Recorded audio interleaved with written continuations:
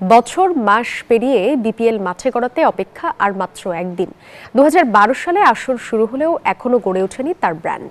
প্রতি আসর আসে যায়, রেখে যায় নানা প্রশ্ন। এবার সিলেট দিয়েই শুরু হচ্ছে বিপিএল এর 12তম আসর।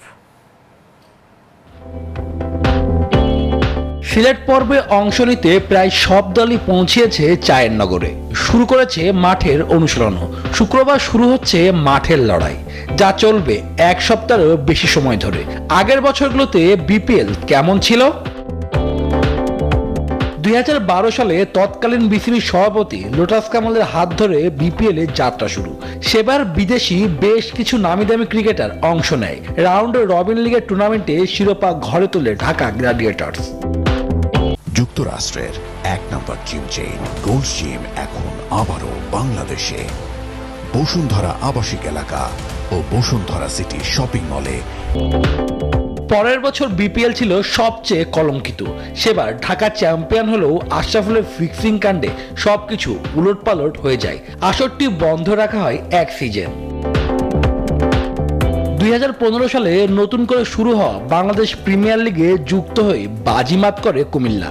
বরিশালকে হারিয়ে জিতে নেয় শিরোপা।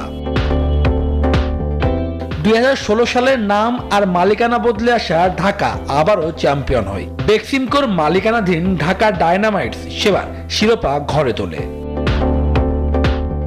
পরের বছর মাশরাফির নেতৃত্বে রংপুর প্রথমবার ট্রফি জিতে নেয়। তখন থেকে পেশাদার দলের তকমা পাওয়া উত্তরের দলটি এবারও গড়েছে শক্তিশালী স্কোয়াড। 2019-এ কুমিল্লা, 2020-এ রাজশাহী শিরোপা জয়ের স্বাদ পায়। করোনায় বন্ধ হওয়া আসর আবারও মাঠে গড়ায় 2022 সালে। আসরের অন্যতম সফল দল কুমিল্লা তৃতীয়বার শিরোপা ঘরে তোলে।